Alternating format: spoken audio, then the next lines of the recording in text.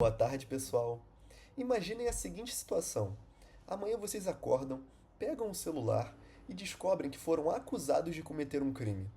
Sem explicação clara, sem direito de resposta e sem saber ao menos sobre o que estavam sendo acusados. Agora pensem: mesmo que depois se descubra a verdade, o estrago já foi feito, a reputação já foi abalada, a liberdade já foi ameaçada e a dignidade já foi atingida. É justamente para evitar esse tipo de abuso que existe o processo penal. Eu sou o Felipe Mussi e hoje falaremos sobre os princípios processuais e a garantia do devido processo penal. Quando falamos em processo penal, muita gente pensa logo em investigação, denúncia e audiência, mas na verdade, antes de tudo, o processo penal não nasce para facilitar a punição, ele nasce para controlá-la. Eu sou suspeito em relação a analogias, mas uma bem simples e que ajuda a entender essa questão do Estado, do controle da punição, é que ter poder sem limite é como dirigir um carro muito potente sem freio. O problema não é o carro em si, o problema é o risco que ele gera. O Estado também tem esse motor. Ele pode investigar, acusar e punir, mas sem os devidos limites, esse poder vira ameaça. Então, para começar nossa apresentação, a ideia principal é essa: um Estado democrático em que não basta que o Estado queira punir, ele só pode punir se respeitar regras e garantias. E isso não protege apenas o réu do processo, isso protege todos nós, como coletividade. Porque hoje pode ser alguém desconhecido, amanhã pode ser qualquer cidadão colocado diante da máquina estatal. Você, seus familiares, amigos. E a pergunta é: o que são os princípios processuais penais? Uma outra forma bem didática é utilizando a metáfora da bússola, como o nosso próprio professor mostrou na aula passada, em que a regra é como uma instrução específica, quase como uma placa de trânsito. Pare, avance, faça isso, não faça aquilo. Já o princípio é diferente. O princípio é a direção. Ele não resolve tudo, mas orienta a interpretação de todo o sistema. É um GPS moral e jurídico.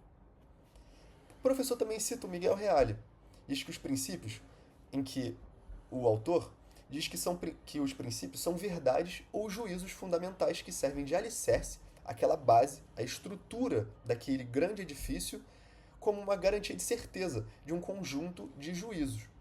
Essa ideia é muito importante porque mostra que o princípio não é um enfeite do ordenamento, ele é a base. E quando a lei é omissa, quando há dúvida da interpretação daquela norma, daquela lei, ou até quando a aplicação literal de uma regra gera injustiça, é o princípio que recoloca o sistema no caminho certo. O próprio material diz isso de uma forma muito clara. Quando não há uma regra, ou quando a regra é injusta, valemos-nos dos princípios para completar ou corrigir o sistema. Outra questão importante é que os princípios têm força normativa real. Eles não são só inspiração, eles vinculam a atividade do juiz, da acusação e de todo o aparato estatal. O material base reforça isso, quando afirma que os princípios constitucionais penais não são meras sugestões, mas da segurança de todo cidadão contra o arbítrio do Estado, protegendo-o desse arbítrio e fundamentando a sua punição, o seu direito de punir. Isso é muito visível quando olhamos para o contraditório, por exemplo, que é um dos principais temas a serem falados no âmbito dos princípios, dos processos, é a base de tudo. Em que desse princípio não sai só uma ideia abstrata de tenho que ouvir outra parte. Saem consequências concretas, uma citação válida, uma ciência dos atos do processo, possibilidade de manifestar e de participar de uma audiência, intimação da sentença condenatória, ou seja, o princípio não fica no céu das ideias, ele desce para o chão do processo, ele é materializado. Então, resumindo, os princípios processuais penais são as bases que impedem que o processo vire uma máquina burocrática vazia.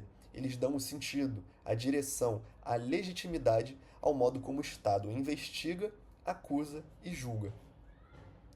Um terceiro ponto importante é o centro ético de toda essa discussão: a dignidade humana. A Constituição brasileira coloca a dignidade da pessoa humana como um dos fundamentos da República. Isso significa que ela não é só um ideal bonito, ela é uma exigência jurídica. E no processo penal, isso tem um peso enorme, porque estamos lidando com o momento em que o Estado mais se aproxima de sua face dura. A investigação, a restrição de liberdade, a acusação pública, a possibilidade de prisão e condenação. Justamente por isso, é aqui que a dignidade precisa aparecer com mais força. E muitas vezes, no senso comum, quando alguém vira investigado ou acusado, parece que deixa de ser uma pessoa para apenas virar um réu, um elemento do processo, e esse é um grande risco. O processo penal democrático parte da ideia oposta. Mesmo quem é acusado de um crime continua sendo um sujeito de direitos, continua sendo pessoa, continua merecendo respeito.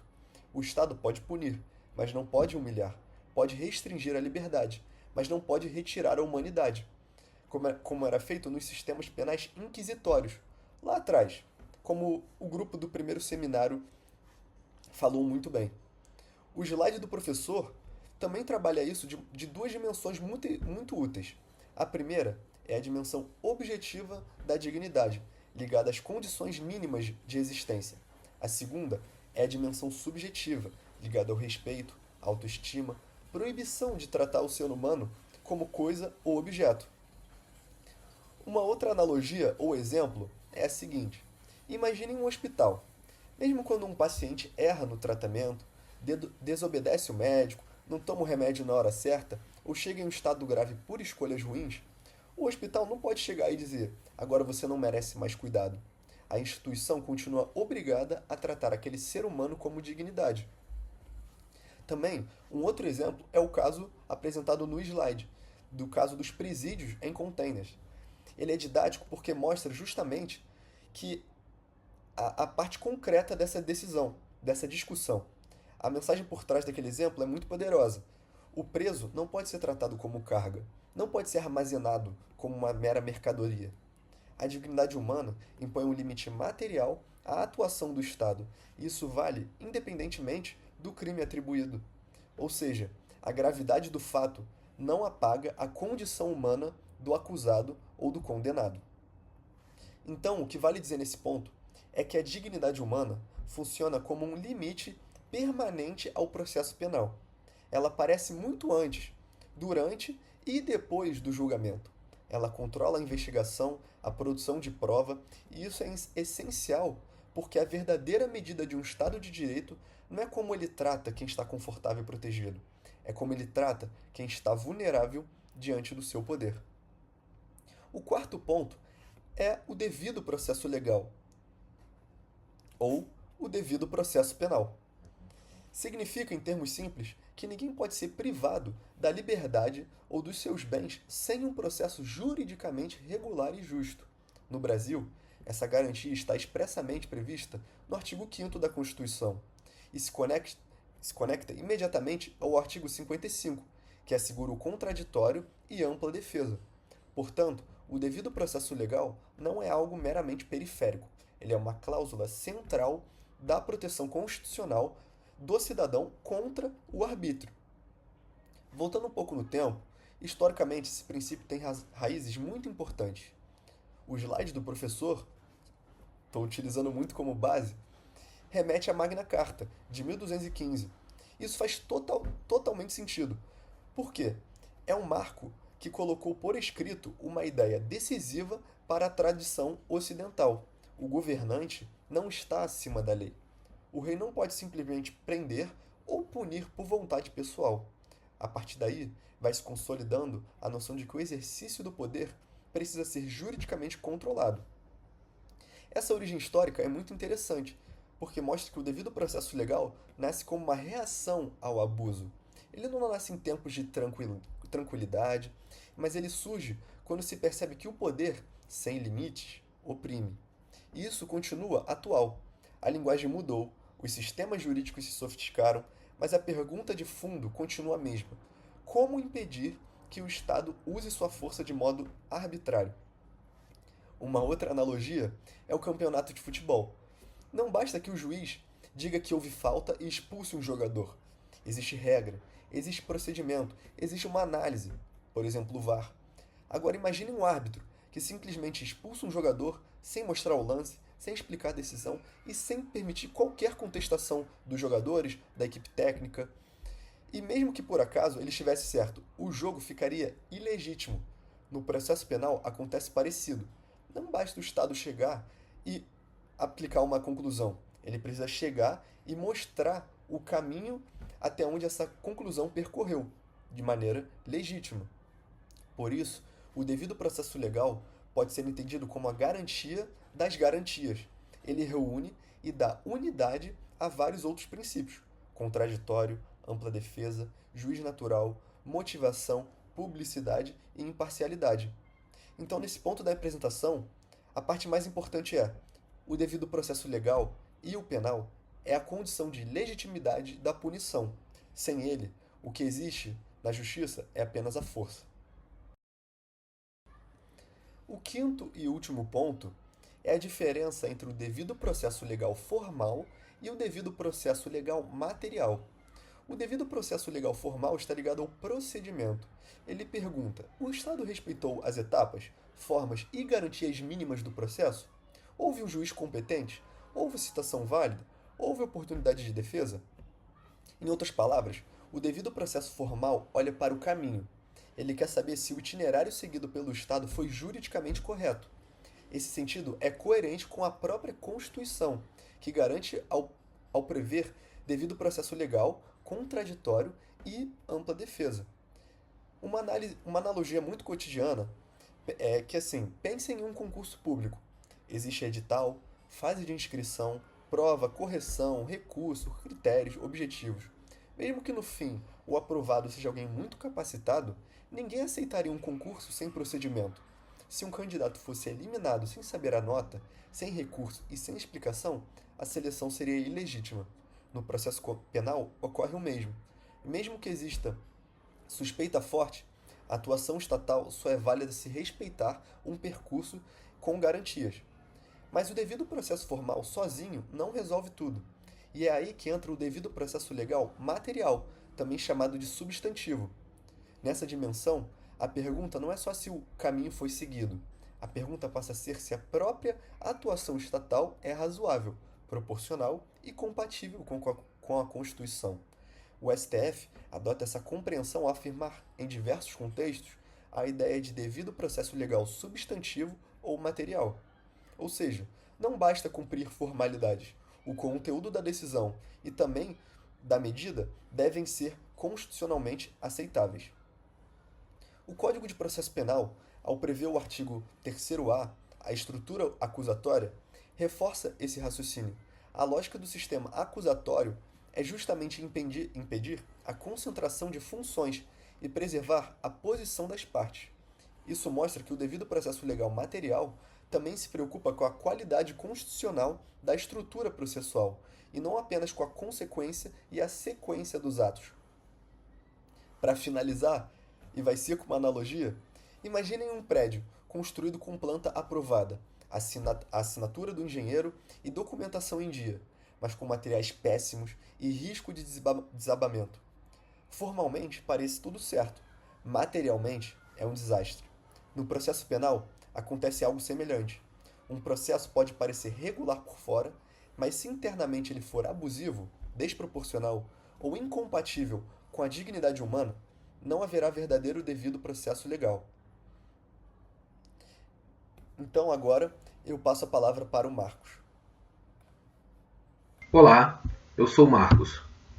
Bem, imagine por um instante não apenas a situação, mas o impacto real na vida de alguém. Uma pessoa é acusada de um crime, privada de sua liberdade, julgada às pressas e condenada, sem saber exatamente do que está sendo acusada, sem poder apresentar sua versão dos fatos e sem ter a garantia de um julgamento justo. Não se trata apenas de um erro jurídico, trata-se de uma falha grave do próprio Estado.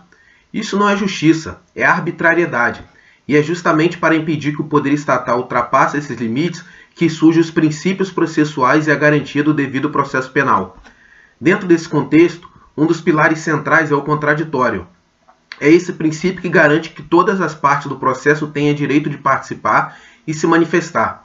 Isso significa que ninguém pode ser julgado sem ter oportunidade de saber o que está acontecendo no processo e responder às acusações. Mas hoje a doutrina vai além. Não basta apenas falar no processo. É preciso que a participação da defesa tenha influência real na decisão do juiz. Um exemplo importante é o entendimento do STF de que as decisões judiciais não podem se basear em elementos sobre os quais a defesa não teve oportunidade de se manifestar. Isso reforça a ideia de que o contraditório não é apenas falar, mas influenciar o convencimento do juiz. Se o contraditório garante a participação, a ampla defesa garante os meios para que essa participação seja efetiva. Isso envolve não apenas o direito a um advogado, mas a uma defesa técnica qualificada, a produção de provas, a utilização de todos os recursos legais disponíveis e a construção de uma estratégia defensiva adequada. Sob esse aspecto, o STF entende que a ausência de defesa técnica adequada pode gerar nulidade absoluta do processo, ou seja, não basta ter um advogado, é necessário que a defesa seja real e efetiva. Outro princípio fundamental é o da presunção de inocência, que talvez seja um dos mais importantes em termos de proteção individual. Ele estabelece uma regra básica, mas poderosa. Ninguém deve ser tratado como culpado antes de uma condenação definitiva. E isso tem implicações profundas, pois significa que o acusado não precisa provar sua inocência. Caberá ao Estado provar a sua culpa. E mais, significa que medidas restritivas de direitos antes da condenação devem ser excepcionais e cuidadosamente justificadas. Dado que vivemos em sociedade marcada por pressões midiáticas e julgamentos precipitados, esse princípio atua como um freio essencial contra condenações baseadas em aparência, clamor social ou pré-julgamento, pois ele nos lembra que a justiça não pode ser confundida com pressa. Seguindo essa lógica de proteção contra abusos, temos o princípio do juiz natural. E esse princípio impede que o Estado manipule o sistema para direcionar julgamentos. Ele garante que o magistrado responsável pelo caso seja previamente definido pela lei, e não escolhido conforme interesses específicos. Logo, isso assegura previsibilidade, segurança jurídica e, principalmente, imparcialidade, porque o julgamento justo não depende apenas das regras, depende de quem as aplica. E é exatamente aí que entra o princípio da imparcialidade, pois o juiz deve ocupar uma posição de equilíbrio, distante dos interesses das partes. Ele não pode atuar como investigador, acusador ou defensor. Sua função é julgar, e julgar com base nas provas produzidas de forma regular, pois quando essa imparcialidade é comprometida, todo o processo perde a sua credibilidade. A justiça deixa de ser confiável quando o julgador já possui uma convicção formada antes mesmo do encerramento da instrução. Outro elemento essencial para a legitimidade do processo é a publicidade. A transparência dos atos processuais permite que a sociedade acompanhe o funcionamento da justiça. Isso não apenas fortalece a confiança nas instituições, como também funciona como um mecanismo de controle, pois um processo público é um processo que pode ser fiscalizado, e onde há fiscalização há menor espaço para abusos. Claro que o sistema admite exceções, especialmente quando estão em jogo direitos como a intimidade ou a proteção de pessoas vulneráveis, mas essas exceções devem ser justificadas, nunca utilizadas como regra. Complementando essa estrutura, temos o princípio da motivação das decisões, que estabelece que toda decisão judicial precisa ser fundamentada. Isso significa que o juiz deve expor de forma clara e racional os motivos que levaram àquela conclusão. Essa exigência tem múltiplas funções, permite o controle das decisões, possibilita o exercício do direito de recorrer e reforça a transparência do judiciário. Uma decisão sem fundamentação não é apenas incompleta, ela é incompatível com o Estado democrático de direito. Por fim, o princípio da razoável duração do processo nos lembra que a justiça não pode ser nem arbitrariamente rápida, nem excessivamente lenta. Um processo apressado pode gerar erros irreparáveis, mas um processo que se arrasta por anos também é injusto. A demora excessiva pode causar prejuízos profundos, especialmente quando envolve a liberdade de alguém. Por isso, o sistema jurídico busca um equilíbrio, garantir tempo suficiente para um julgamento justo, mas sem permitir que o processo se torne uma forma de punição antecipada. Olá, eu sou a Ana Luísa. Vou continuar aqui o nosso trabalho, complementando o que os meus colegas falaram, e vou falar um pouco mais de alguns outros princípios que a gente deu em sala de aula, que o professor comentou com a gente. E o primeiro que eu gostaria de introduzir falando é sobre o estado de inocência, né? Mais chamado de presunção de inocência. E esse é um dos princípios mais importantes do processo penal, porque ele estabelece que ninguém pode ser considerado culpado antes do trânsito em julgado de uma sentença penal condenatória. Então, de uma maneira mais simplificada, o que isso quer dizer? Enquanto o processo ele não termina de uma forma definitiva, a pessoa ela deve sim ser tratada como inocente perante o direito. E esse princípio ele é essencial porque ele funciona como um limite ao poder do Estado. Como assim? No processo penal, o Estado ele tem muita força. Ele pode investigar, ele pode acusar, pode pedir prisão, aplicar sanções. E justamente por isso que é necessário que existam esses direitos e garantias que podem impedir um certo grau de abuso que possa acontecer diante desse poder. E uma questão que a gente comentou bastante é que a presunção de inocência ela também está ligada à questão do ônus da prova. O que isso significa? Que não é o acusado que precisa provar que é inocente. Quem deve provar a culpa é quem fez a acusação. E essa prova ela não pode ser uma prova qualquer. Ela precisa ser uma prova que foi produzida de forma lícita, dentro das regras do processo, respeitando os direitos fundamentais. E, além disso, esse princípio ele também se relaciona com uma ideia muito importante, que é a ideia do indúbio pro réu. Ou seja, se existe qualquer tipo de dúvida razoável, a decisão deve sempre favorecer o réu. Se não tem prova suficiente para condenar, o correto é a absolução. É importante também deixar claro que a presunção de inocência ela não significa impunidade.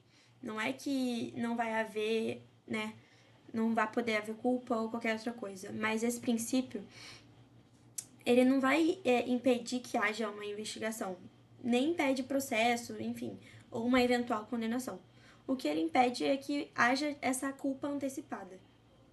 Então, no fundo, esse princípio ele garante que o processo penal ele não comece de alguém que já é culpado. Pelo contrário, a culpa ela precisa ser demonstrada ao longo do processo, com prova, dentro da legalidade. E isso é essencial para que o processo penal ele seja realmente justo, seja democrático e seja de fato compatível com a nossa carta, que é a Constituição. Passando agora para um outro princípio também, que seria o da legalidade da taxatividade no processo penal. E a ideia central é a seguinte: o Estado ele não pode agir da forma que quiser. Ele só pode agir dentro da lei que o autoriza. Ou seja, isso é muito importante, porque o processo penal ele lida com bens extremamente valiosos. Ele lida com a liberdade, ele lida com a intimidade, com a honra e muitas das vezes até o patrimônio de uma pessoa. Então, qualquer restrição de direito, ela precisa ter uma base legal. Quando a gente fala em legalidade, a gente está dizendo que todos os atos do processo precisam seguir a lei. Ou seja, o juiz, o Ministério Público, a polícia, enfim, todos os demais sujeitos processuais devem atuar conforme regras previamente estabelecidas. Não pode haver o improviso. Não pode ter essa criação de um procedimento por uma vontade pessoal.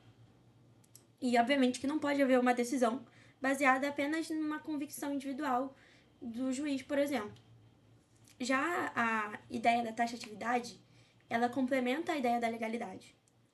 O que ela quer mostrar pra gente? Ela exige que as normas elas sejam claras, precisas e determinadas, principalmente quando elas permitem restrições a direitos fundamentais. Isso acontece porque se tem uma regra que ela é vaga demais, você acaba abrindo espaço para uma arbitrariedade. E no processo penal, isso é algo extremamente grave.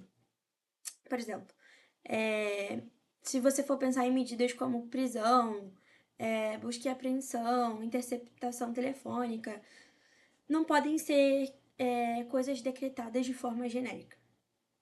Ela precisa, sim, estar baseada em hipóteses legais, bem delimitadas, com uma concreta fundamentação.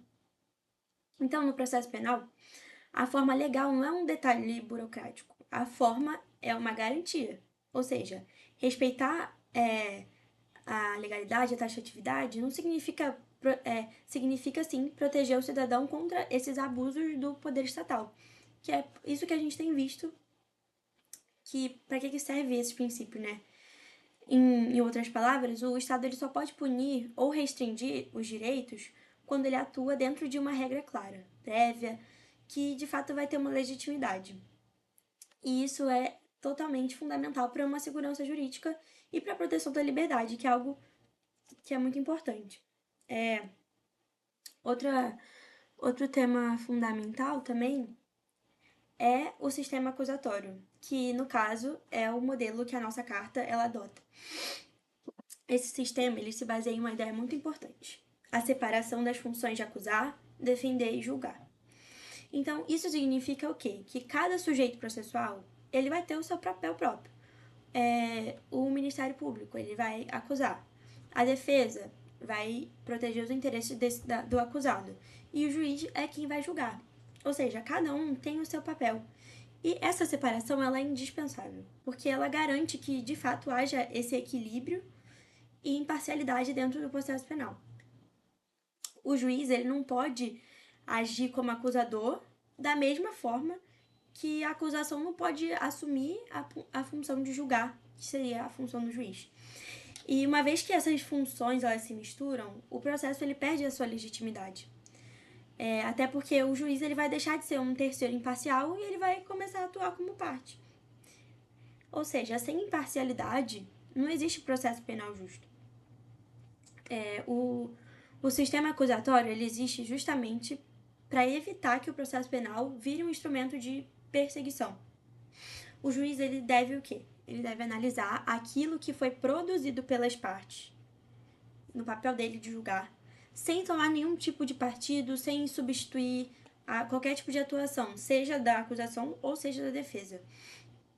E quando o juiz ele começa a investigar, buscar provas para fortalecer a acusação ou suprir qualquer tipo de falha acusatória, ele abandona a posição dele de neutralidade. E isso é muito perigoso, porque compromete profundamente o devido processo legal. Uma comparação assim simples de entender por exemplo, digamos que você tá lá numa partida de futebol e o árbitro ele joga também por um dos dois times. É impossível que ele vai ser totalmente imparcial nesse jogo.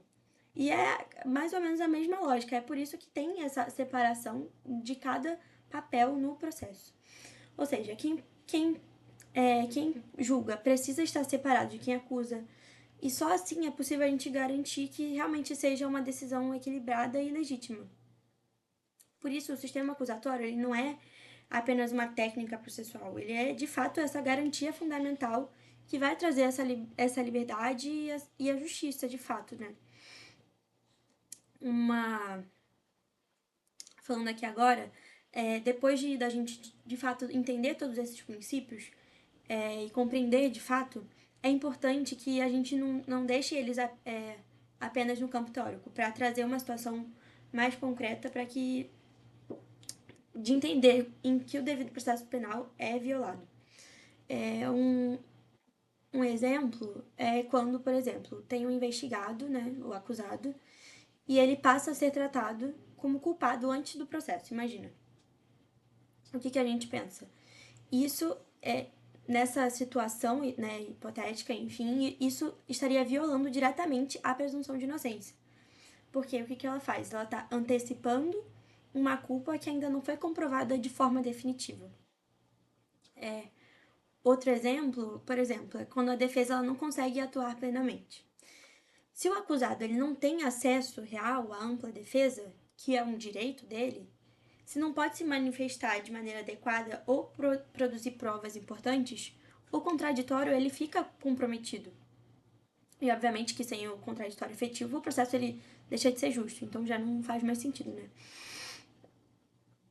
Também pode citar vários casos em que são determinadas medidas invasivas, sem fundamentação concreta, casos de busca e apreensão genéricas, prisões mal justificadas, que no final você vem a descobrir que era uma pessoa inocente, ou até restrições de direitos baseados em argumentos vagos mesmo.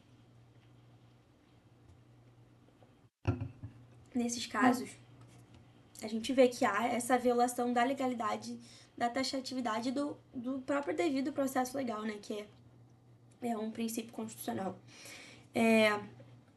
Além disso, existe uma violação, uma vez que o juiz ele abandona a sua posição de imparcialidade do processo e passa a agir como se fosse parte da acusação, que a gente, inclusive, vê muito.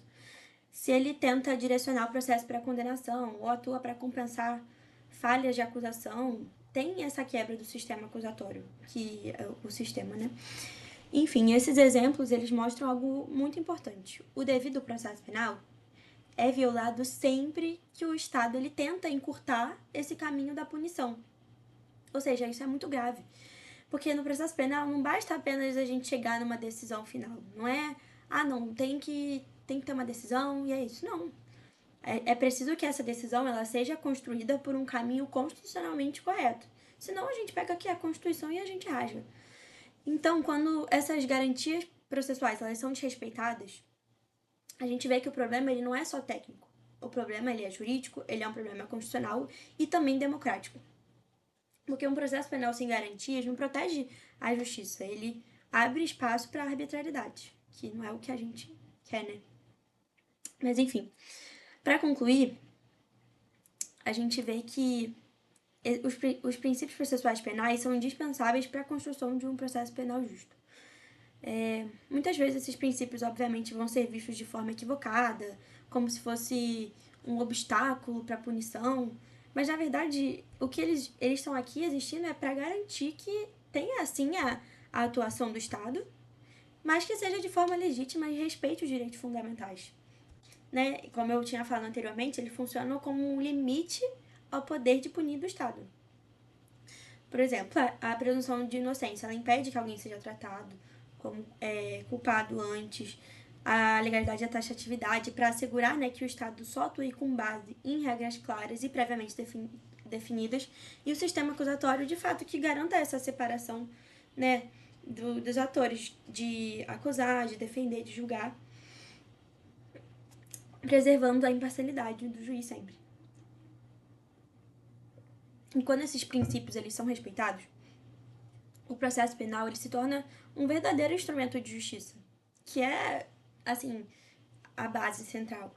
Mas quando eles são, né, violados ou qualquer coisa do tipo, a gente não está comprometendo não é apenas a situação de um réu em particular, né, daquele caso específico. Uma vez que é violado, o que fica em risco é a própria ideia de Estado democrático de direito. Porque você não consegue assegurar isso, né? Por isso que um processo penal justo não é aquele que simplesmente vai lá e pune. É aquele que apura os fatos com seriedade, respeita as garantias fundamentais e só admite que haja de fato essa condenação quando ela resulta de um procedimento legítimo. No fim das contas, esses princípios não protegem, né, apenas o acusado, enfim, eles protegem toda a sociedade. Por isso são tão importantes, porque eles impedem que ocorram esses abusos, reforçam a ideia de que o poder do Estado ele deve sempre estar submetido à Constituição e ao direito.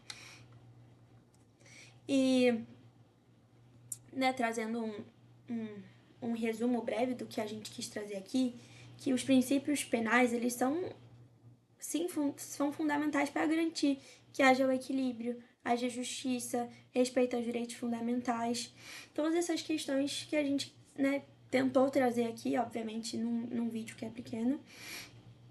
Por isso que, mais do que meras formalidades, esses princípios eles são essas garantias essenciais de liberdade, de justiça e de democracia.